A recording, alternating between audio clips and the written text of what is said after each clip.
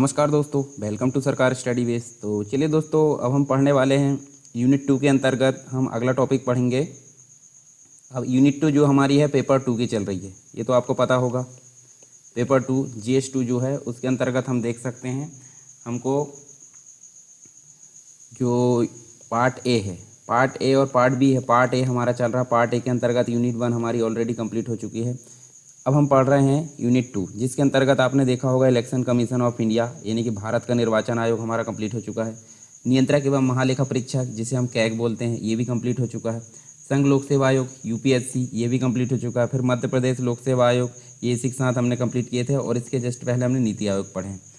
अब आप देख सकते हैं हमारा जो नेक्स्ट टॉपिक है वो भारतीय राजनीति में जाति, धर्म, वर्ग, नजातीयता, भाषा, लिंग, भूमिका, ये हम पढ़ेंगे। परंतु इसके पहले अभी हम जो पढ़ने वाले हैं भारतीय राजनीति में जो है राजनीतिक दल, इनका मतलब पूरा विस्तृत जो है विस्तार से वर्णन हम देखेंगे यहाँ पे। इसके बाद हम मतदान व्यवहार देखेंगे और उसके बाद ये इसकी जो है अभी PPT अभी कंप्लीट नहीं हुई है, तो इसका हम जो है इसके बाद टॉपिक देख लेंगे। तो आप टेंशन नहीं लेना कि ये टॉपिक छूट गया है। तो हम पहले जो है कंप्लीट रूप से इसको देखेंगे, भारतीय राजनीति में राजनीतिक दल। इसके बाद मतदान व्यवहार देखेंगे, फिर हम देखेंगे ये वाला टॉपिक, ठीक है। तो इस प्रकार हमारा कंप्लीट हो जाएगा। तो चलिए यहाँ हम सबसे पहले बात कर लेते हैं राजनीतिक दल की। राजनीतिक दल का मतलब क्या होता है? पॉलिटिकल पार्टीज़, ठीक है। इंग्लिश में अगर बात करें पॉलिटिकल पार्टीज़ इन्हें बोला जाता है। तो सिंपल सी बात है, हर एक व्यक्ति की एक अपनी स्पेशल पार्टी होती है, अपनी मतलब हर एक व्यक्ति की पसंद होती है कि वो एक पार्टी विशेष का मतलब एक प्रकार से समर्थन करे या अपनी पसंद की पार्टी होती है। तो सिंपल सी बात है, ये रूटीन मतलब चलते रहता है। कोई व्यक्ति पार्टी विशेष से भी संबंध नहीं रखता, मतलब ऐसा है कि वो उसको कोई पार्टी से विशेष से मतलब नहीं होता। वो बस राष्ट्र का जो है विकास या फिर जो भी है मतलब अपने राष्ट्र के हित में जो पार्टी काम कर रही है उसके लिए मतलब उसके पक्ष में रहता है। तो आज की डेट में अगर बात करें हम, तो आज की डेट में हमको बहुत सारी पॉलिटिकल पार्टी देखने को मिलती है। परंतु क्या जो बैकग्राउंड है, बैकग्राउंड मतलब पूर्व के काल से या भूतकाल से, ये हम बोल सकते हैं हिस्ट्री के समय से ही पॉलिटिकल पार्टीज थी क्या? नहीं थी। तो उस प्रकार से अगर देखें तो हम पहले चलते हैं हिस्ट्री में। हिस्ट्री में क्या हुआ करता था? राजा हुआ करते थे, ठीक है। राजा महाराजा जो भी हुआ करते थे, उनकी जनता या फिर उनकी प्रजा हुआ करती थी। तो नॉर्मली जनता कैसी होती थी? कम हुआ करती थी। आज की डेट में जितनी जनसंख्या उतनी नहीं हुआ करती थी। पुराने समय में जो थी जनता कम थी और वो सीधे राजा के पास अपनी जो है एक प्रकार से अपनी समस्या को लेकर चले जाती थी, राजा उनको सॉल्व कर देता था। परंतु धीरे धीरे जो है आगे समय बढ़ता गया। और वर्तमान की अगर बात करें तो क्या वर्तमान में ऐसा संभव है कि कोई भी जनता जो है सीधे प्रधानमंत्री के पास जाए और या राष्ट्रपति के पास जाए अपनी समस्या को लेकर और वो सुलझा दे? ऐसा बिल्कुल संभव नहीं है, क्योंकि जनसंख्या इतनी ज़्यादा बढ़ गई है। तो ऐसा जो काम करना है वो एक प्रकार से प्रॉब्लम ही हम बोल सकते हैं। छोटे छोटे लेवल पर पहले निपटा लिया जाता था, परंतु आज के डेट में ऐसा काम करना संभव है ही नहीं। तो वर्तमान में जनसंख्या बहुत ज़्यादा बढ़ गई है। तो उसी के हिसाब से अगर बात करें तो वर्तमान में जो जनता है, बहुत सारी जनता का एक जो है मतलब जो जनता है उन्हीं में से एक जो है उनका लीडर यानी कि उनका नेता जो है या उनके ग्रुप का एक प्रमुख व्यक्ति को लाकर क्या कर लिया जाता है? एक मैन मतलब एक प्रकार सत्ता में बिठाल दिया जाता है, ठीक है। तो सत्ता में बिठाल दिया जाता है तो हम सत्ता में बिठाल दिया जाए तो एक प्रकार से अगर देखें तो इनके हित में ये बात करता है, मतलब जो जनता के हित में ये जो प्रमुख व्यक्ति है वो बात करता है। अब ये जो व्यक्ति होता है वो हम बात करें जैसे राज्य के लेवल में देखें तो राज्य के लेवल में क्या होती है? विधानसभा। तो विधानसभा में कौन होता है? MLA, ठीक है। और अगर बात करें संसद की, संसद मतलब होता है केंद्र के लेवल पर, तो यहाँ MPs होते हैं।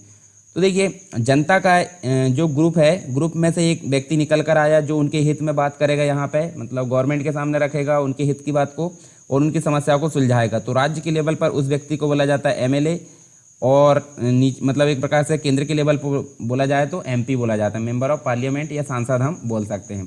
तो इस प्रकार से बात मतलब जो है वर्तमान में हमको देखने को मिलती है, जो सारी जनता को प्रतिनिधित्व करेंगे। और एक प्रकार से इसको डायरेक्ट जो है या प्रत्यक्ष लोकतंत्र की संज्ञा नहीं दी गई है। इसको प्रत्यक्ष क्यों नहीं दिया गया है? क्योंकि देखिए जनता सीधे जो है एक प्रकार से राजा या फिर राष्ट्रपति या प्रधानमंत्री के पास ना जाकर वो अपने कुछ एक प्रतिनिधि के रूप में वहाँ पर जा रहा है। तो इसको एक प्रकार से प्रतिनिधि लोकतंत्र बोलेंगे, प्रतिनिधित्व लोकतंत्र इसको बोला जाता है, ठीक है।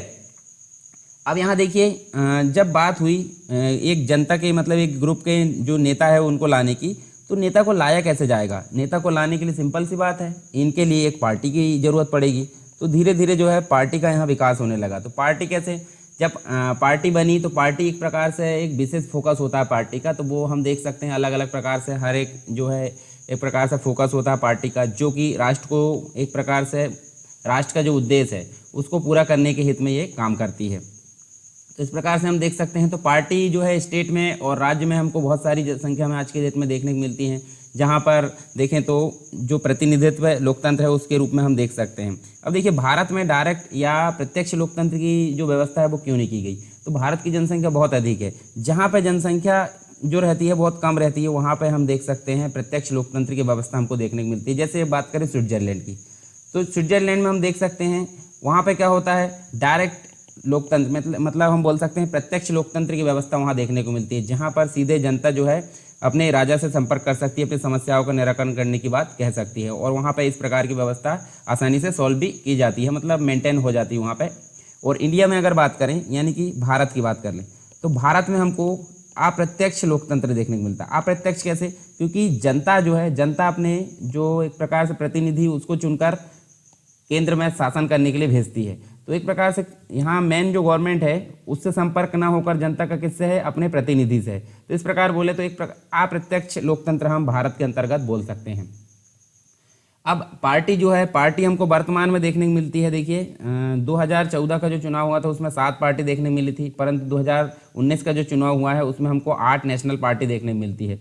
और राज्य लेवल पर तो बहुत अधिक हमको देखने को मिलती है, 47 या 40 मतलब 47 के आसपास ही आप देख सकते हैं, 47 पार्टी यहाँ देखने को मिलती है। तो पार्टी जो होती है, पार्टी की डेफिनेशन देख लेते हैं। पार्टी क्या होती है, पार्टी का मतलब क्या होता है, एक संगठित समूह, संगठित समूह होता है। अब संगठित समूह क्या होता है, देखिए संगठित समूह होता है जो कि मतलब जो गवर्नमेंट होती है, जो सरकार हम बोल सकते हैं, सरकार के जो लक्ष्य होते हैं उनको कंप्लीट करने में सपोर्ट करती है या हेल्प करती है। तो हम क्या बोल सकते हैं, पार्टी एक संगठित समूह होता है, जो विभिन्न व्यक्तियों का समूह जो आपस में अपनी स्वेच्छा से जुड़े हुए हैं, जिनका मुख्य उद्देश्य होता है मतलब गवर्नमेंट में आकर सरकार के लक्ष्य को पूरा करने में वो हेल्प करते हैं। तो हम इस प्रकार इसकी डेफिनेशन दे सकते हैं।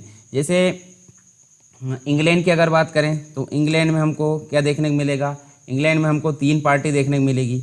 उसके बाद अगर बात करें हम क्या, उसके बाद जैसे फ्रांस की बात करें या फिर हम बात करें इटली की या फिर हमारे भारत की बात करें, तो यहाँ हमको बहुत सारी पार्टी देखने को मिलेगी। ठीक है, बहुत सारी पार्टी मतलब 10 के आसपास देख सकते हैं। नेशनल पार्टी तो आपको 8 मिलेगी हमारे भारत में, परंतु राज्य लेवल पर जो पार्टी है वो बहुत अधिक संख्या में देखने को मिलेगी।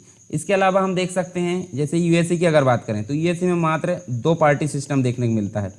रिपब्लिकन पार्टी जिसमें हम देख सकते हैं अभी डोनाल्ड ट्रंप बैठे हुए हैं, तो आप जानते भी होंगे उनको, तो ये काफ़ी इंपॉर्टेंट हम देख सकते हैं। इसके अलावा हम देखें तो देखिए भारत में हम जो पार्टी विशेष है वो उनकी मतलब जो है पूरी व्यवस्था के बारे में जानेंगे, किस प्रकार नेशनल पार्टी बनाई जाती है, किस प्रकार राज्य पार्टी बनाई जाती है और राज्य पार्टी को नेशनल पार्टी कब बनाया जाता है, सारी चीज़ें हम यहाँ विस्तार से जानेंगे। उसके पहले हम देख लेते हैं जो पार्टी है मतलब जो देखिए पार्टी की डेफिनेशन सुनी हमने अभी हम देख लेते हैं राजनीतिक पार्टी। तो राजनीतिक पार्टी क्या होती है, राजनीतिक पार्टी का मतलब ऐसा होता है जैसे हमने बात करें यहाँ संगठित समूह होता है, तो एक वॉलेंट्री एसोसिएशन होता है। वॉलेंट्री मतलब अपनी इच्छा से वो खुद जुड़े हुए हो, ठीक है, मतलब हेल्प सेवा भाव से वो खुद जुड़े हुए हो, और एक प्रकार से जो अपनी इच्छा होती है उनकी सबकी वो क्या होती है, अपनी इच्छा से आकर मिलते हैं और एक संगठित समूह वहाँ पे उनको बोला जा सकता है। और इन सभी का एक जो है विचारधारा है या फिर हाँ आइडियोलॉजी बोल सकते हैं, इनकी कुछ विचारधारा होती है। जैसे हम बात करें किसकी, जैसे बीजेपी की बात करें, बीजेपी की अपनी एक विचारधारा होती है। सीपीआई और सीपीएम जो है इनकी जो है विचारधारा अलग होती है, कांग्रेस की विचारधारा। तो इनकी सबकी अपनी अपनी विचारधारा होती है जो कि क्या चाहती है कि वो केंद्र में पावर में आए, यानी कि शक्ति या सत्तारूढ़ दल का निर्माण करे और संविधान के अंतर्गत उनका एक प्रकार से पावर निर्धारित हो। अब ये पार्टी आती कैसी है, तो पावर में कैसे आती है, तो आपको पता होगा क्या होता है, यहाँ पे चुनाव होता है यानी मतदान होता है या इलेक्शन होता है।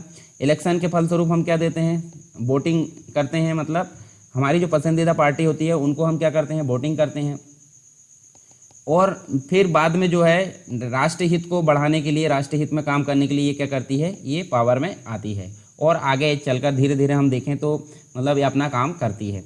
तो इस प्रकार देखें तो पार्टी जो है पावर में आ जाती है और एक और बात करें हम यहाँ पे, तो पार्टी जो होती है 4 प्रकार की हो सकती है। कौन कौन सी, देखिए आपके सामने दिया है, प्रतिक्रियावादी राजनीतिक दल, दूसरा होता है रूढ़िवादी राजनीतिक दल, तीसरा होता है उदारवादी राजनीतिक दल, और एक होता है सुधारवादी राजनीतिक दल। तो आप देख सकते हैं 4 प्रकार के यहाँ सिस्टम हमने देखे।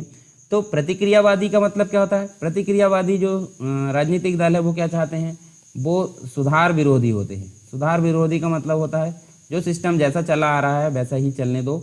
उदाहरण के रूप में हम देख सकते हैं, ये जो होते हैं बीजेपी को हम बोल सकते हैं सुधार प्रतिक्रियावादी, ठीक है, सुधार विरोधी होते हैं। दूसरी चीज़ रूढ़िवादी जो होते हैं वो मतलब पुरानी चीज़ों को एक प्रकार से फोकस नहीं करते, मतलब जैसी है वैसे ही पड़े रहने दो उनको, परंतु ये जो है वर्तमान में जो भी सिस्टम चल रहा है उसके अनुसार ये चलते हैं। तो हम देख सकते हैं बीजेपी को इसके अंतर्गत भी शामिल किया जाता है। मतलब बीजेपी जो है इसका उदाहरण भी, मतलब उसका उदाहरण के रूप में बीजेपी देखने को मिलती है, और प्रतिक्रियावादी दल के रूप में भी बीजेपी देखने को मिलती है। तो यहाँ देखिए, ये तो सुधार विरोधी होते जो सिस्टम है उसको बदलना नहीं चाहते, और ये बदलना भी नहीं चाहते और वर्तमान में जो सिस्टम है उसके अनुसार चलना चाहते हैं, ठीक है। तो दोनों हमने देखे यहाँ पे। फिर उदारवादी दल की अगर बात करें तो हम यहाँ पे कांग्रेस का उदाहरण ले सकते हैं। कांग्रेस पार्टी आप सभी जानते होंगे, स्वतंत्रता के पश्चात ये जो है काफ़ी लंबे समय तक रही। उसके पहले भी हम देखें तो इसकी स्थापना 1885 में की गई थी, तो काफ़ी इम्पोर्टेंट है, ठीक है। तो ये क्या चाहते हैं, ये सुधार चाहते हैं, परंतु कैसे चाहते हैं, उदारवादी तरीके से। मतलब ऐसा नहीं है कि उखाड़ के फेंक दिया जाए सीधे, मतलब जो अपनी इच्छा अनुसार नहीं हो रहा है वो उसको उखाड़ के फेंक दे। ये एक शांतिपूर्वक तरीके से जो है सुधार चाहते हैं किसी भी जो व्यवस्था है उसको। इसके अलावा सुधारवादी दल का मतलब होता है ये जो सिस्टम अपने अनुसार नहीं चल रहा है उसको एक प्रकार से उखाड़ फेंकना चाहते हैं, यानी कि सीधे तौर पर ये बदलने को चाहते हैं जो सिस्टम अपने अनुसार नहीं चल रहा है। इसके उदाहरण के रूप में हम लिख सकते हैं सीपीआई और सीपीएम, ठीक है। कम्युनिस्ट पार्टी जो मार्क्सवादी है वो देख सकते हैं, और एक कम्युनिस्ट पार्टी, ये जो है सुधारवादी दल की श्रेणी में आते हैं, जो कि जो सिस्टम उनके अनुसार नहीं चल रहा है उसको एक प्रकार से उखाड़ कर फेंकना चाहते हैं। तो इस प्रकार हमने देखे 4 प्रकार यहाँ पे पार्टी के हो सकते हैं जो हमारे भारत के अंतर्गत हमने देख लिए हैं। कौन कौन सी पार्टी किसके अंतर्गत आती है, सारी चीज़ यहाँ देखने को मिली। अब हम एक और चीज़ जानेंगे यहाँ पे, जो भारत है, भारत के अंतर्गत हमको जो पार्टी सिस्टम है या दलीय व्यवस्था जिसे हम बोलते हैं उसको देखेंगे। उसके पहले देखिए हमने ये उदाहरण देखे भी थे अभी, कौन कौन सी चीज़ें, जैसे 3 तरीके के दल व्यवस्था हम देख सकते हैं विश्व में देखें, जैसे पूर्व वामपंथी राष्ट्र जैसे रूस है, अन्य पूर्व जो यूरोपीय राष्ट्र है उसमें क्या है, एक दलीय व्यवस्था देखने को मिलती है। एक दलीय व्यवस्था का मतलब क्या है, जैसे एक होता है सत्तारूढ़ दल जो अभी शासन में है, और एक होता है विपक्षीय दल। विपक्षीय मतलब जो शासन में नहीं है। तो जैसे किसी राष्ट्र में तो हम देख सकते हैं विपक्ष में भी सेम टू सेम गवर्नमेंट देखने को मिलती है, जिसे एक प्रकार से हम बोल सकते हैं विपक्ष में जो रहता है, जिसमें हम देख सकते हैं ब्रिटेन की अगर बात करें तो ब्रिटेन में हमको इस प्रकार की व्यवस्था देखने को मिलती है। तो यहाँ देखिए 2 दल की व्यवस्था, मतलब जैसे अगर सत्तारूढ़ दल कुछ गड़बड़ करता है या कोई गलत नीति बनाता है तो विपक्ष वहाँ सीधे आवाज़ उठाता है, परंतु यहाँ देख सकते हैं हम, देखिए पहली कंडीशन में एक दलीय व्यवस्था, मतलब विपक्ष का यहाँ कोई भाईबंदी नहीं है ही नहीं वहाँ। तो हम इसको लोकतंत्र बोल सकते हैं क्या? नहीं बोल सकते, ये तो अपनी मनमानी कर सकते हैं। मतलब जो एक दलीय व्यवस्था है वो अपनी मनमानी कर सकता है। चाइना को भी हम इसमें शामिल कर सकते हैं, पर चाइना इसकी कंडीशन में सीधे तौर पर नहीं बैठता है। तो इसलिए हम बोलेंगे जो पूर्व यूरोपीय राष्ट्र और रूस है वो एक दलीय व्यवस्था के अंतर्गत हमको देखने को मिलते हैं, जहाँ विरोधी व्यवस्था देखने को नहीं मिलती। दूसरा है 2 दलीय व्यवस्था। 2 दलीय व्यवस्था के अंतर्गत आप अमेरिका और ब्रिटेन को ले सकते हैं, जहाँ पर एक सत्तारूढ़ दल होता है और एक होता है विपक्षीय दल। अगर सत्तारूढ़ दल के द्वारा कोई गलत नीति बनाई जाती है तो विपक्षी दल यहाँ सीधे टांग अड़ाने के लिए सामने खड़ा रहता है। तो इस प्रकार देखें तो यहाँ अमेरिका और ब्रिटेन आपको सामने देखने को मिलता है। तीसरी चीज़ होती है कई दलीय व्यवस्था। तो कई दलीय व्यवस्था की बात जहाँ आ जाती है वहाँ भारत जरूर आएगा, ठीक है। हमारे भारत में आपको बहुत सारी दलीय व्यवस्था देखने को मिलती है, जहाँ पर एक साझा सरकार बनाते हैं, जैसे कि फ्रांस है, स्विट्जरलैंड है, इटली, इसके अलावा हम देखें भारत है। तो ये हम देख सकते हैं 3 प्रकार की गवर्नमेंट हमको 3 प्रकार की दलीय व्यवस्था देखने को मिलती है। कहाँ पे? विश्व के अंदर। अब हम बात करेंगे भारत के अंतर्गत जो दलीय व्यवस्था है, जिसके अंतर्गत विभिन्न प्रकार के कारक हमको देखने को मिलते हैं। जैसे सबसे पहले बात करें तो बहुदलीय व्यवस्था, ठीक है। इसके अलावा देखें तो एक दलीय व्यवस्था भी यहाँ देखने को मिलती है। फिर स्पष्ट विचारधारा का अभाव, कुछ पार्टी को अगर छोड़ दिया जाए तो अन्य जो पार्टी है उनकी कोई विचारधारा नहीं होती। जैसे जरा सी खिटपिट हुई तो वो अपनी पार्टी से निकल कर क्या करते हैं, कुछ लोगों को जोड़कर दूसरी पार्टी बना लेते हैं, ठीक है। तो इस प्रकार यहाँ देखने को मिलता है। व्यक्तित्व का महिमा मंडन मतलब एक व्यक्ति के विशेष पर जो है पार्टी पूरी टिकी होती है, वो भी हम देखेंगे। पारंपरिक कारकों पर आधारित क्षेत्रीय दलों का अभाव देखने को मिलता है। दल बनाना तथा दल परिवर्तन, जो एंटी डिफेक्शन लॉ आया था 10वीं अनुसूची देख सकते हैं हम, दल परिवर्तन, दल विरोधी हम देख सकते हैं। 52वां संविधान संशोधन हुआ था 1985 में, वो उसको लेकर यहाँ देख सकते हैं दल बनाना और दल परिवर्तन। प्रभावशाली विपक्ष का अभाव, तो यहाँ जो है हमको इस प्रकार की व्यवस्था देखने को मिलती है। तो चलिए एक एक करके यहाँ हम डिस्कस करने वाले हैं जो भारत है, भारत की दलीय व्यवस्था के अंतर्गत। तो आप देख सकते हैं भारत की, तो भारत हम देख सकते हैं बहुत बड़ा विशाल आकार है, भौगोलिक स्थिति और जो विशाल जनसंख्या, सारी चीज़ हमको यहाँ विशाल देखने को मिलता है। यानी कि जो भारतीय समाज है उनकी विभिन्नता भी यहाँ देखने को मिलती है। सार्वभौमिकता है, वयस्क मताधिकार की बहुत ज़्यादा संख्या यहाँ देख सकते हैं। विलक्षण राजनीतिक प्रक्रिया तथा कई अन्य जो कारण हैं, कई प्रकार के, एक प्रकार से देखें तो ये सारी विभिन्नताओं के कारण यहाँ पे कई प्रकार के राजनीतिक जो दल है उनका उदय हुआ है। ठीक है, इन सारी विशेषताओं के कारण। इसके अलावा देखें तो विश्व में भारत में सबसे ज़्यादा राजनीतिक दल हमको देखने को मिलते हैं। जैसे कि अगर बात करें हम 17वीं जो एक प्रकार से लोकसभा आम चुनाव हुए थे, लोकसभा के आम चुनाव हुए थे, उसमें हमको टोटल मिलाकर 8 राष्ट्रीय दल देखने को मिलते हैं। और राज्य के दल की अगर बात करें तो 47 के आसपास हमको राज्य दल देखने को मिलते हैं। और इसके अलावा और कुछ और अन्य चीज़ें देखने को मिलती है, जैसे 1593 के आसपास हमको गैर मान्यता प्राप्त पंजीकृत दल देखने को मिलते हैं, जिनको मान्यता प्राप्त नहीं हुए परंतु पंजीकृत दल है वो, तो 1593 यहाँ देखने को मिलते हैं। तो सबसे ज़्यादा राजनीतिक दल आपको कहाँ देखने को मिलते हैं? भारत के अंतर्गत यहाँ पर देखने को मिलते हैं। इसके अलावा हम बात करें तो भारत में हमको सभी प्रकार के राजनीतिक दल देखने को मिलते हैं, जैसे कि वामपंथी आप देख सकते हैं भारत के अंतर्गत, वामपंथी। उसके बाद हम देख सकते हैं कुछ केंद्रीय दल देखने को मिलते हैं, दक्षिण वामपंथी। इसके अलावा दक्षिण जो पंथी दल है, सांप्रदायिक दल है, गैर सांप्रदायिक दल है, बहुत सारे यहाँ पे जो है राजनीतिक दल देखने को मिलते हैं, जिसमें हम सभी प्रकार की कैटेगरी यहाँ शामिल कर सकते हैं। तो ये तो हुई बहुदलीय व्यवस्था भारत के अंतर्गत, टोटल मिलाकर 8 और 47 राज्य स्तर का, और गैर मान्यता प्राप्त है 1593। इसके बाद हम देखें तो एक दलीय व्यवस्था देखने को मिलती है। अब एक दलीय व्यवस्था जैसे बहुदलीय व्यवस्था है वैसे एक दलीय व्यवस्था भी हमको देखने को मिली, परंतु कुछ समय के पश्चात इसमें चेंजेस हमको देखने को मिलते हैं। तो एक दलीय व्यवस्था की अगर बात करें, देखिए अनेक दल है हमारे भारत में, ठीक है। अनेक दल होने के बावजूद हम देख सकते हैं भारत में लंबे समय तक किस पार्टी का शासन रहा? कांग्रेस का, ठीक है, कांग्रेस का शासन रहा। तो इस हिसाब से अगर देखें तो जो राजनीतिक है, एक विश्लेषक है रजनी कोठारी, उनके द्वारा भारत में एक दलीय व्यवस्था को एक मतलब जो है एक दलीय व्यवस्था शासन अथवा कांग्रेस व्यवस्था कहा है इन्होंने। कांग्रेस व्यवस्था मतलब हम अगर बात करें 1967 की, तो 1967 के पूर्व कांग्रेस का ही शासन रहा, इसलिए उन्होंने कहा है कि एक दलीय व्यवस्था यहाँ देखने को मिली थी। और कांग्रेस का प्रभावपूर्ण शासन हम देख सकते हैं 1967 तक रहा। 1967 के बाद जो कई क्षेत्रीय दल, ठीक है, कई क्षेत्रीय दलों का विकास हमको देखने को मिला। अन्य राष्ट्रीय दल जैसे कि जनता पार्टी यानी कि बीजेपी हम बोल सकते हैं, जो कि 1977 में हम देख सकते हैं। इसके अलावा जो जनता दल है, जनता दल 1989 में हम देख सकते हैं यहाँ पे।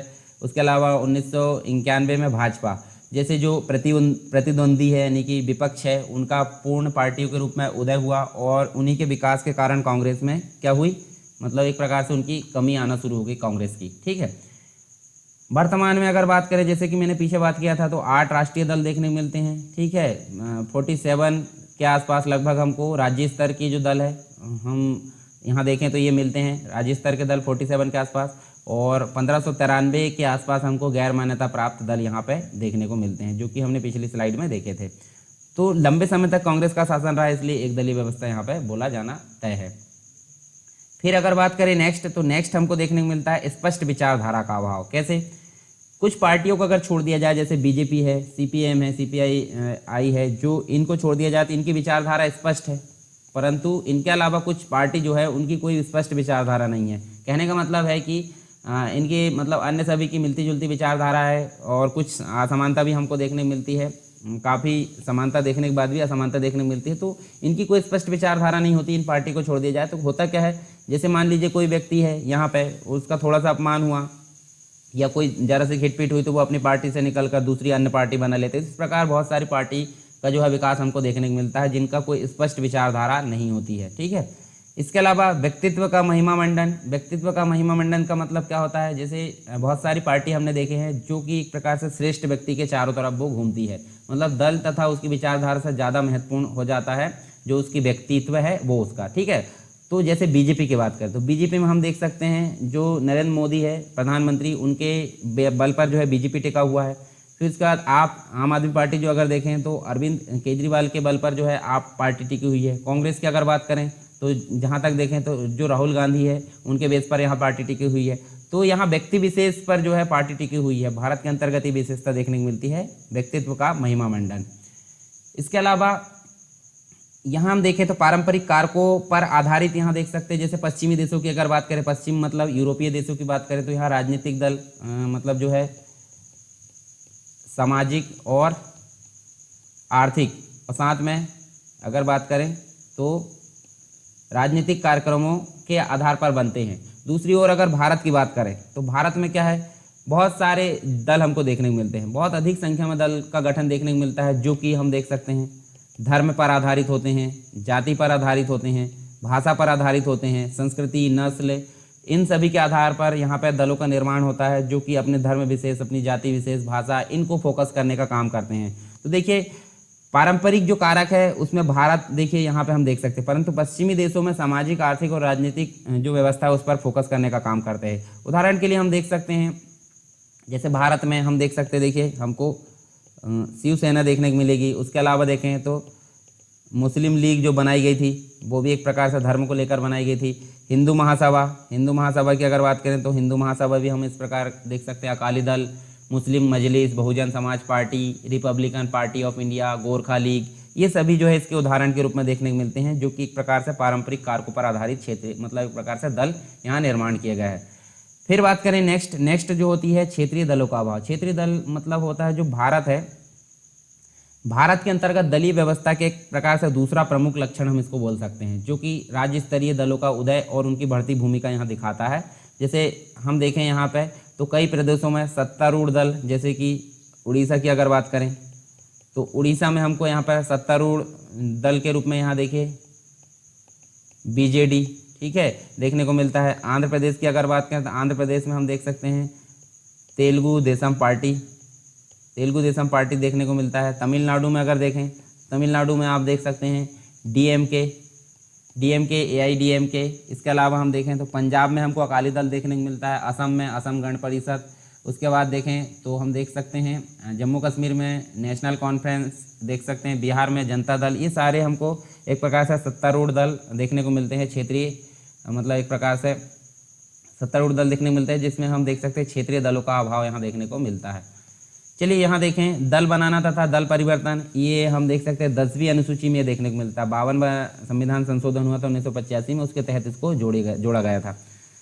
पहले आप देख सकते हैं 8 अनुसूची हुआ करती थी, फिर 9वीं जुड़ी, बाद में फिर 10, और उसके बाद 73वां 74वां संविधान संशोधन होता तो 11वीं और 12वीं अनुसूची जुड़ी, जिसमें हम देख सकते हैं टोटल मिलाकर 12 अनुसूची वर्तमान में देखने को मिलती है। तो देखिए यहाँ पे क्या होता है, व्यक्ति मतलब जैसे कार्यशैली के महत्वपूर्ण रूप की अगर बात करें तो भारत में हम देख सकते हैं दल बनाना एक प्रकार से, और दल परिवर्तन करना, उसमें टूट, बिखराव, ध्रुवीकरण आदि राजनीतिक दल जो होते हैं वो एक प्रकार से महत्वपूर्ण रूप इसके अंतर्गत देखे जाते हैं। जैसे कोई व्यक्ति है, सत्ता की लालसा है उसको, सत्ता मतलब राजपाट की लालसा है तथा भौतिक वस्तुओं की लालसा है, उसके कारण जो राजनीतिक होते हैं वो अपना दल को एक प्रकार से छोड़ देते हैं और किसी दूसरे दल में यहाँ पर क्या हो जाते हैं, शामिल हो जाते हैं, या फिर वो एक प्रकार से नया दल बना लेते हैं। तो इसी को हम बोलते हैं या तो दल बनाना या फिर एक दल से दूसरे दल में जाना, दल परिवर्तन कहलाता है। ऐसा जो व्यवस्था है वो हमको काफ़ी तेज होती हुई दिखी कब, 4थे आम चुनाव 1967 में। ये जो है इसके बाद हम देखें तो काफ़ी यहाँ तेज़ी देखने को मिलती है इस प्रकार की स्थिति में, यानी कि दल बनाना और दल परिवर्तन, इसमें काफ़ी तेज़ी देखने को मिलती है। इस घटना ने केंद्र तथा राज्य जो है उसमें एक प्रकार से राजनीतिक स्थिरता की भावना यहाँ पे पैदा कर दी केंद्र और राज्य में, और अनेक दलों का विघटन हुआ, और वहाँ पे अगर देखें तो नए दल भी बने और दूसरे दल में लोग शामिल होना भी यहाँ पे स्टार्ट कर दिए थे। इसके अलावा प्रभावशाली विपक्ष का अभाव देखें, नेक्स्ट जो विशेषता है, तो भारत में अगर बात करें हम तो भारत में यहाँ देखिए संसदीय लोकतंत्र की सफलता के लिए प्रभावशाली विपक्ष अत्यंत आवश्यक होता है। जैसे आपको पता है संसदीय लोकतंत्र यहाँ देखने को मिलता है। अब प्रभावशाली विपक्ष क्यों होना चाहिए, प्रभावशाली विपक्ष नहीं होगा तो जो सत्तारूढ़ पार्टी है वो अपनी मनमर्जी यहाँ चलाएगी, उसको मतलब चेक एंड बैलेंस करने के लिए सामने कोई पार्टी नहीं है, तो इसलिए यहाँ पे संसदीय लोकतंत्र की सफलता के लिए यहाँ पे विपक्ष का होना आवश्यक है, और विपक्ष भी कैसा रहेगा, प्रभावशाली विपक्ष होना चाहिए। इसके अलावा जो सत्तारूढ़ दल है एक प्रकार से वो होता है निर्गुण शासन की प्रवृत्ति पर रोक लगाता है और वैकल्पिक सरकार देता है। किंतु पिछले 50 वर्षों की अगर बात करें, पिछले 50 वर्षों में कुछ अवसरों को छोड़कर देखा जाए तो हमें देखने को मिलता है कि देश में सशक्त, प्रभावशाली एवं जागरूक विपक्ष का अभाव रहा है। तो सामने हमको विपक्ष जो है मतलब एक प्रकार से कमजोर विपक्ष हम बोल सकते हैं, या प्रभावशाली विपक्ष का अभाव यहाँ पे देखने को मिलता है। तो ये सारी विशेषता हमने देखे, भारत में जो दलीय व्यवस्था है उसकी विशेषता देखे। अब बात कर लेते हैं कि जो राष्ट्रीय दल है, राष्ट्रीय दल बनाने के लिए कौन कौन सी शर्तों का होना यहाँ पे आवश्यक होता है। तो ये 3 दी है, जैसे 1 है, 2 है, 3 है, इन तीनों में से कोई एक होना चाहिए। ठीक है, मतलब यहाँ पे अगर बात करें हाँ, तो ये तीनों में से कोई एक होना चाहिए। तो देखिए यहाँ हम देख सकते हैं कोई पंजीकृत दल जो है वो 3 विभिन्न राज्य, 3 राज्य हम बोल सकते हैं, जैसे यूपी बोल सकते हैं, बिहार बोल सकते हैं और झारखंड हम बोल सकते हैं। 3 विभिन्न राज्यों में से कम जो है लोकसभा की कुल सीटों की 2% सीटें हासिल हो। 2% सीटें मतलब टोटल जो सीट है जैसे 545 है, 545 में से उस राज्य के अंतर्गत जितनी है उनमें से 2% मतलब एक प्रकार से 2% सीटें वहाँ हासिल हो 545 में से। तो यहाँ हम देख सकते हैं उस पार्टी को राष्ट्रीय पार्टी यहाँ पर घोषित किया जाएगा। इसके अलावा कोई दल 4 अलग अलग राज्यों में लोकसभा या विधानसभा चुनाव में कम से कम 6% मत पाए हो, लोकसभा में कम से कम 4 सीटें हासिल हो। ठीक है, तो 6% मत और 4 सीटें यहाँ हासिल हो, तो यहाँ हम देख सकते हैं उस पार्टी को राष्ट्रीय स्तर की पार्टी यहाँ पर घोषित कर लिया जाएगा। तो ये देखिए, और मतलब यहाँ पे हम देखें तो या तो ये कंडीशन हो, या तो ये कंडीशन हो, या लास्ट वाली कंडीशन हो। इसके अलावा देखें किसी भी दल को कम से कम 4 या उससे अधिक राज्यों में राज्य दल की मान्यता प्राप्त हो। तो 4 राज्यों में अगर कोई पार्टी को राज्य दल की मान्यता प्राप्त है तो वो भी उसको राष्ट्रीय पार्टी घोषित किया जाएगा, ऑटोमेटिक वो राष्ट्रीय पार्टी यहाँ पे शामिल कर ली जाएगी। तो इन तीनों में से कोई भी एक होना चाहिए, मतलब या तो पहली वाली हो, या फिर दूसरी वाली हो, या तीसरी वाली कंडीशन हो। तीनों कंडीशन में से कोई एक कंडीशन अगर पास कर ली जाती है तो उसको राष्ट्रीय पार्टी का दर्जा दे दिया जाता है। तो चलिए यहाँ परिवर्तन देख लेते हैं हम राष्ट्रीय पार्टी के रूप में। जैसे पहली बार जो चुनाव हुए थे 1952 में, तो हमको नेशनल पार्टी के रूप में 14 पार्टी देखने को मिलती है। जैसे शुरुआत में अगर देखें तो नए जो है मतलब हमारा एक प्रकार से भारत आज़ाद हुआ था, भारत उसके पश्चात अगर देखें तो सब अपनी पार्टी बनाना चाहते थे। इस प्रकार बहुत सारी पार्टी का उदय हमको यहाँ पे देखने को मिलता है। तो इसलिए यहाँ पे पार्टियों की संख्या काफ़ी अधिक देखने को मिली। जैसे हम देखें तो यहाँ 14 पार्टी, और राज्य स्तर की पार्टी अगर देखें तो 39 पार्टी देखने को मिली। पर जब नेक्स्ट टाइम चुनाव हुए सेकंड, तो वहाँ पे सीधे घटकर 4 पार्टी नेशनल पार्टी के रूप में बची और 11 पार्टी हमको राज्य स्तर की पार्टी देखने को मिली। फिर थर्ड चुनाव हुए तो यहाँ देखिए 6 हो गई, यहाँ पे 11। उसके बाद फोर्थ जो चुनाव हुए 1967 में, तो यहाँ देखिए संख्या बढ़ गई, 7 हो गई नेशनल पार्टी, यहाँ हो गई 14। अब फिफ्थ जो है 1971 में, तो यहाँ हम देख सकते हैं 8 नेशनल पार्टी हो गई। उसके बाद हम देखें तो ये 17 नेशनल मतलब जो है राज्य स्तर की या स्टेट लेवल की पार्टी हो गई। फिर 1977 इमरजेंसी के समय देखें तो यहाँ फिर से राष्ट्रीय स्तर की पार्टी में कमी देखने को मिलती है, 5 पार्टी हो गई और यहाँ 15 हो गई। और इसके बाद 7वां जो इलेक्शन हुआ था उसमें हम 80 में देखें तो 6 हो गई, 1 बढ़ गई, 19 हो गई। फिर धीरे धीरे जो है यहाँ उतार चढ़ाव देखने को मिलता है। जब हम देखें मतलब 2014 के जो चुनाव हुए तो वहाँ 6 देखने को मिलते हैं। उसके बाद एक और पार्टी को यहाँ जो है मान्यता मिलती है, 7 हो जाती है। और उसके बाद अगर देखें 2019 यानी 17वीं लोकसभा का जो चुनाव हुआ उसमें हम देख सकते हैं 8 नेशनल पार्टी देखने को मिलती है और 47 के आसपास हम देख सकते हैं राज्य स्तर की पार्टी देखने को मिलती है। तो चलिए उन सभी को हम यहाँ देख लेते हैं। सबसे पहले देखिए राष्ट्रीय स्तर की जो पार्टी है उनको हम देखेंगे। राष्ट्रीय स्तर की पार्टी, यहाँ स्थापना वर्ष आप देख सकते हैं, यहाँ संस्थापक किसने स्थापना की इसकी, और राष्ट्रीय अध्यक्ष कौन है, और इसके चुनाव चिन्ह भी आप देख सकते हैं। ठीक है, काफ़ी इंपॉर्टेंट है ये चीज़ें। जैसे भारतीय जनता पार्टी बीजेपी जिसे बोलते हैं, 1980 में इसकी स्थापना हुई थी। अटल बिहारी वाजपेयी इसके जो संस्थापक है, साथ में लाल कृष्ण आडवाणी, ये दोनों व्यक्ति इसके संस्थापक के तौर पर माने जाते हैं। और जगत प्रकाश नड्डा जो है एक प्रकार से कार्यकारी अध्यक्ष, यहाँ देख सकते हैं राष्ट्रीय अध्यक्ष। ठीक है, इसके अलावा इसका जो चुनाव चिन्ह है कमल का फूल आप देख सकते हैं। और भारतीय राष्ट्रीय कांग्रेस 1985 में इसकी स्थापना हुई थी, 1885 में सबसे पुरानी पार्टी है। ए.यू. ह्यूम जो एक प्रकार से ब्रिटिश थे, और दादा भाई नौरोजी और दिनसा वाचा, ये जो 3 व्यक्ति है इनके द्वारा भारतीय राष्ट्रीय कांग्रेस की स्थापना की गई थी 1885 में। सोनिया गांधी जो है अभी इसकी एक प्रकार से राष्ट्रीय अध्यक्ष है। और यहाँ हम देख सकते हैं इसका जो है पंजा, इसका जो है चुनाव चिन्ह हम देख सकते हैं। राष्ट्रवादी जो कांग्रेस पार्टी है उसमें 1999 की बात करें तो यहाँ स्थापना हुई थी। शरद पवार, पीए संगमा, तारिक अनवर ये इसके एक प्रकार से संस्थापक के तौर पर माने जाते हैं। शरद पवार राष्ट्रीय अध्यक्ष और इसका जो वॉच है यानी कि घड़ी इसका चुनाव चिन्ह है। इसके अलावा नेक्स्ट जो है बहुजन समाज पार्टी, ये 14 अप्रैल 1984 में इसकी स्थापना हुई थी। कांसीराम जो है इसके संस्थापक, मायावती इसकी जो है अध्यक्ष और हाथी इसका एक प्रकार से चुनाव चिन्ह माना जाता है। भारतीय कम्युनिस्ट पार्टी, इसको हम बोलते हैं जो सीपीआई है वो बोलते हैं, और सीपीएम को जो है भारतीय कम्युनिस्ट पार्टी मार्क्सवादी बोलते हैं। तो यहाँ देखिए 1925 में इसकी स्थापना हुई थी। पहले ये साथ में थी, बाद में अलग हुई। मानवेंद्र नाथ राय जो है इसके संस्थापक देखे जाते हैं, और यहाँ डी राजा जो है इसके अध्यक्ष, राष्ट्रीय अध्यक्ष। और ये इसका देखिए फसल को काटता हुआ हाशिया हम बोल सकते हैं, ठीक है, इसका जो चुनाव चिन्ह है। और भारतीय कम्युनिस्ट पार्टी यहाँ 1964 में इसकी स्थापना हुई। EMS नंबूरी जो पाद है, ज्योति बसु है, हरिकिशन सिंह है, सुरजीत, ये इसके एक प्रकार से संस्थापक माने जाते हैं। और सीताराम येचुरी इसके राष्ट्रीय अध्यक्ष। और देखिए यहाँ फसल की जगह यहाँ पे कुछ और ला दिया, मतलब एक जो है एक और हथियार ला दिया और हंसिया है, ये इसका चुनाव चिन्ह, मतलब इसी से अलग होकर बनी। तो यहाँ पे इसका जो है थोड़ा सा चेंजेस हो गया राष्ट्रीय, मतलब एक प्रकार चुनाव चिन्ह में। सर्व भारतीय तृणमूल कांग्रेस जो है 1998 में बनी। ममता बनर्जी इसके संस्थापक है, ममता बनर्जी इसकी राष्ट्रीय अध्यक्ष है। और इसका जो फूल है वो एक प्रकार से देखिए जो चुनाव चिन्ह माना जाता है। नेशनल पीपल्स पार्टी सबसे नई पार्टी है, 2013 में बनी। पीए संगमा, ये कॉनरेड संगमा एक प्रकार से इसके राष्ट्रीय अध्यक्ष है। और ये बुक आप देख सकते हैं, किताब, ये कॉपी हम देख सकते हैं, इसका चुनाव चिन्ह माना जाता है। ये तो हुए कुछ राष्ट्रीय स्तर के दल जो कि टोटल मिलाकर जिनको राष्ट्रीय स्तर का दर्जा प्राप्त है, टोटल मिलाकर 8 देखने को मिलते हैं।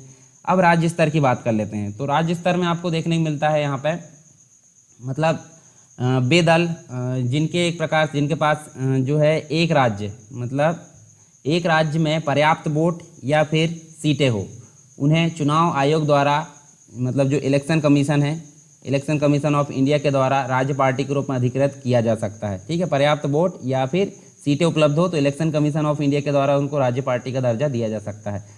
इसके अलावा संबंधित राज्य में जो राज्य दल है उनके रूप में मान्यता मिलने के बाद उनको एक प्रकार से विशेष चुनाव चिन्ह प्रोवाइड कर दिया जाता है, मतलब उनका एक चुनाव चिन्ह आरक्षित कर दिया जाता है। इसके अलावा एक पार्टी को जो है एक या एक से अधिक राज्यों में मान्यता प्राप्त हो सकती है, ये भी यहाँ पे देखने को मिलता है। और जैसे ही उसको 4 राज्यों में मान्यता मिल जाती है तो उसको नेशनल पार्टी के रूप में शामिल कर लिया जाता है, ये ऑटोमेटिक होता है। ठीक है, ये भी आपको देखने को मिलता है। अच्छा, राज्य स्तर की जो पार्टी है उसको मान्यता प्राप्त करने के लिए क्या क्या शर्तों को यहाँ पूर्ण करना होगा। तो देखिए यहाँ 4 कंडीशन दी है, 4 में से एक हम देख सकते हैं। यहाँ देखिए 4 कंडीशन में से एक को फॉलो करना पड़ेगा, या तो पहली, या तो दूसरी, या तीसरी, या चौथी। तो देखिए पहली क्या है, तो विधानसभा, राज्य स्तर में क्या होती है विधानसभा, तो विधानसभा चुनाव में कम से कम कुल सीटों का 3%, अपने अपने राज्य में देख सकते हैं हम, विधानसभा चुनाव में कुल सीटों का 3% या फिर बोल सकते हैं 3 सीटें अगर ये जीती हैं तो वो राज्य स्तर की पार्टी की मान्यता प्राप्त कर लेगी। या फिर हम देख सकते हैं दल को राज्य में निर्धारित लोकसभा सीटों में से प्रत्येक 25 सीट में से एक या कम से कम जो है एक, मतलब अगर बात करें कहीं पे 80 सीट है तो 80 सीट है तो हम देख सकते हैं 3 सीटें यहाँ पे जीतनी होगी लोकसभा में। ठीक है, और अगर 25 है तो 25 में 1 सीटें हम देख सकते हैं, तो प्रत्येक 25 में 1 सीट यहाँ पे अगर है तो उसको एक प्रकार से राज्य पार्टी का दर्जा निर्धारित कर दिया जाता है। फिर इसके अलावा इन दोनों कंडीशन के अलावा देखें तो मतलब अथवा में देखें तो यहाँ दल जो है उसको लोकसभा या विधानसभा के चुनाव में वैध मतों का कम से कम 6% मत प्राप्त हो तथा लोकसभा में कम से कम 1 सीट और विधानसभा में 2 सीट पर विजय हो तो उसको राज्य पार्टी का दर्जा मिल जाएगा। या फिर दल ने जो है लोकसभा या विधानसभा में कोई सीट ना जीती हो, लेकिन यदि उसने लोकसभा और विधानसभा चुनाव में वैध मतों का 8% मत हासिल किया हो तो भी उसको राज्य स्तर की पार्टी का दर्जा मिल जाएगा। तो ये कंडीशन है, ये चारों में से किसी एक को फॉलो करना है और अगर एक फॉलो हो जाती है तो उसको राज्य स्तर की पार्टी का दर्जा यहाँ पे प्रदान कर दिया जाता है। तो ये भी यहाँ पे इम्पॉर्टेंट है। अब हम बात करते हैं जो राज्य स्तर की पार्टी है, वो देखिए लिस्ट बहुत अधिक है तो आप यहाँ देखिए इसको जो है स्क्रीनशॉट लेकर पढ़ सकते हैं। देखिए जैसे मैं एक दो देख लेता हूँ, जैसे अपना दल है, सोनेवाल, आम आदमी पार्टी, ये तो काफ़ी प्रचलित है। Akhil Bharatiya Anna Dravida Munnetra Kazhagam, All India Forward Bloc है, ऑल इंडिया मजलिस, ये Ittehadul Muslimeen, All India NR Congress है, All India United Democratic Front है, ऑल जो है झारखंड स्टूडेंट यूनियन है, All India Shere Hind party, Assam Gana Parishad, देसिया, मोरफोकू, द्रविड़ कड़गम, उसके बाद देखें तो राष्ट्रीय लोकतंत्र पार्टी। तो ये बहुत सारी पार्टी आप देख सकते हैं कंप्लीट। आप यहाँ पे इनको पढ़ लीजिए स्क्रीनशॉट लेकर। मैं इसको एक प्रकार से ब्लैंक कर देता हूँ यहाँ पे, इसको स्क्रीनशॉट लेकर आप पढ़ सकते हैं। याद नहीं रखना है, नॉर्मली आप देख सकते हैं जो राष्ट्रीय स्तर की पार्टी है उनको बस आप याद रख सकते हैं, 8 है। उनके अलावा जितनी भी होगी वो सभी राज्य स्तर की पार्टी होगी। टोटल हम देख सकते हैं 47 के आसपास आपको देखने को मिलेगी राज्य स्तर की पार्टी, और कुछ ऐसी भी है जिनको मान्यता प्राप्त नहीं है, 1593 के आसपास हम देख सकते हैं। इसके अलावा भारत में जो दलों का वर्गीकरण है उसका एक स्ट्रक्चर आप देखें तो देखिए किस प्रकार दलों का वर्गीकरण है। जैसे यहाँ देखते हैं राष्ट्रीय एवं धर्मनिरपेक्ष दल जो है, जैसे हम देखें विचारधारात्मक रूप से समर्पित नहीं है, जैसे कांग्रेस है। विचारधारात्मक रूप से समर्पित है, जैसे हम देखें दक्षिणपंथी जैसे भाजपा है। वामपंथी CPI CPM, जैसे मैंने बताया था स्पष्ट विचारधारा इनकी होती है और इधर स्पष्ट विचारधारा नहीं होती। कुछ क्षेत्रीय लेवल के दल हम देख सकते हैं, जैसे सांप्रदायिक लेवल पर गैर सांप्रदायिक, जैसे शिरोमणि अकाली दल है, DMK, AIDMK, शिवसेना है, मुस्लिम लीग है, रिपब्लिकन पार्टी ऑफ इंडिया है। ये एक प्रकार से क्षेत्रीय दल के रूप में माने जाते हैं जो कि सांप्रदायिक लेवल पर है। गैर सांप्रदायिक की अगर बात करें तो तेलुगु देशम पार्टी, असम गण परिषद। इसके अलावा देखें तो राष्ट्रवादी कांग्रेस, हरियाणा कांग्रेस। फिर स्थानीय एवं साम्यवादी दल की अगर बात करें तो यहाँ देखिए Jharkhand Mukti Morcha, Mizo Front, Gorkha League, Manipur People's Party, Arunachal Congress. इसके अलावा तदर्थ की अगर बात करें केरल कांग्रेस, बंगाल कांग्रेस, लोक शक्ति, राष्ट्रीय लोकदल, और कुछ लघु हमको देखने को मिलती है जैसे हिंदू महासभा, जनता पार्टी, प्रजा समाजवादी पार्टी। तो ये कुछ भारत में दलों का वर्गीकरण है, इस प्रकार से हम देख सकते हैं। तो हमारा जो राजनीतिक दल वाला जो लेक्चर मतलब पूरा कंप्लीट है वो हमने यहाँ देखे। इसके बाद हम देखेंगे मतदान व्यवहार, तो वो हम इसके बाद देखेंगे। पहले हम देख लेते हैं यहाँ पे हमने क्या क्या चीज़ें डिस्कस की हैं। तो देखिए सबसे पहले जैसे मैंने बताया तो एक राजनीतिक पार्टी होती है। राजनीतिक पार्टी क्या होती है उसके बारे में हमने कंप्लीट रूप में यहाँ डिस्कस किए कि राजनीतिक पार्टी क्या होती है, किस किस प्रकार से राजनीतिक पार्टी का उदय होता है, वो किस प्रकार पावर में आती है, सारी चीज़ हमने देखे। पुराने समय में क्या होता था और अन्य जो विश्व के देश है उनमें भी हमने देखे किस प्रकार की पार्टी यहाँ देखने को मिलती है। भारत में देखें तो देखिए हमको 4 प्रकार की व्यवस्था देखने को मिलती है, प्रतिक्रियावादी, रूढ़िवादी, उदारवादी और सुधारवादी। फिर देखें तो यहाँ विश्व में 3 तरीके की जो व्यवस्था है जो कि हमने पहले देखे, जैसे रूस की अगर बात करें, अमेरिका ब्रिटेन की बात करें, फ्रांस, स्विट्जरलैंड, इटली या भारत की बात करें तो 3 प्रकार की व्यवस्था हमको देखने को मिलती है। भारत में दलीय व्यवस्था के अंतर्गत हमने देखें कि भारत में बहुदलीय व्यवस्था भी देखें, एक दलीय व्यवस्था, स्पष्ट विचारधारा का अभाव, यानी BJP और CPM CPI को छोड़ दिया जाए तो स्पष्ट विचारधारा का अभाव देखने को मिलता है। व्यक्तित्व का महिमा मंडन, मतलब एक व्यक्ति के चारों ओर जो है पार्टी, एक प्रकार से पार्टी का आधार एक व्यक्ति होता है। पारंपरिक कारकों पर आधारित है। भारत में हम देखें जाति, धर्म, भाषा या नस्लीय भाव के आधार पर जो है पार्टी का गठन किया जाता है। इसके अलावा क्षेत्रीय दलों का अभाव, 70 दल हमने देखे थे। यहाँ पे दल बनाना और दल परिवर्तन, 10वीं अनुसूची यहाँ देख सकते हैं हम। प्रभावशाली विपक्ष का अभाव देखने को मिलता है। राष्ट्रीय स्तर की पार्टी को क्या क्या कंडीशन यहाँ फॉलो करना पड़ता है वो हमने देखें, और किस किस प्रकार से इनमें परिवर्तन हुआ वो देखें। और टोटल मिलाकर 8 जो पार्टी है उनका यहाँ पे विस्तृत विवरण हमने देखे हैं। मतलब क्या क्या चीज़ें देखें यहाँ देखिए, देख सकते हैं हम राष्ट्रीय दल, उनकी स्थापना किस वर्ष हुई, किसने की, और उसके राष्ट्रीय अध्यक्ष कौन है और उसका चुनाव चिन्ह क्या है, सारी चीज़ें हम यहाँ विस्तार से देख चुके हैं। फिर राज्य स्तर की अगर बात करें तो राज्य स्तर पर जो है राज्य दल देखने को मिलता है जिनका अपना एक चुनाव चिन्ह घोषित कर दिया जाता है और इनके लिए क्या क्या शर्तें पूर्ण करना होता है वो हमने देखे यहाँ पे। फिर देख सकते हैं राज्य स्तर के विभिन्न प्रकार के दल और भारत में दलों का वर्गीकरण, ये सारी चीज़ हमारी यहाँ पे कंप्लीट हो चुकी है। तो आप जो है कंप्लीट रूप में लेक्चर देख लीजिए अच्छे से, और लेक्चर आपको कैसा लगा ज़रूर बताइए। अगर पसंद आया तो आप लाइक कर सकते हैं, और अगर किसी प्रकार की कमी है तो आप कमेंट बॉक्स में हमें सुझाव भी दे सकते हैं किसी भी प्रकार का, उसको नेक्स्ट लेक्चर में सुधार जरूर किया जाएगा। और अगर पसंद आया तो आप दूसरों तक पहुंचाने का भी ज़रूर कष्ट करें, क्योंकि मेरे द्वारा लेक्चर बनाया जा रहा है तो आपकी जो है आपकी थोड़ी हेल्प की ज़रूरत है कि आप अगर हेल्प करोगे तो जो है लोगों तक जो है बहुत जल्दी ये पहुंचेगा। तो दूसरे लोगों तक मतलब जो जिनको लेक्चर की ज़रूरत है, जो परचेस नहीं कर पाते कोर्स को, तो मतलब जिनको संसाधनों की कमी है तो उनके पास ये जो है आप लेक्चर पहुंचाने का कष्ट करें जिससे उनको भी फ़ायदा मिल सके। तो इस प्रकार जो है आप सुझाव देते रहे, शेयर करते रहे, लाइक करते रहे, तो इस प्रकार लेकर आपको चलना है। तो चलिए दोस्तों, मिलते हैं नेक्स्ट लेक्चर में, तब तक के लिए जय हिंद।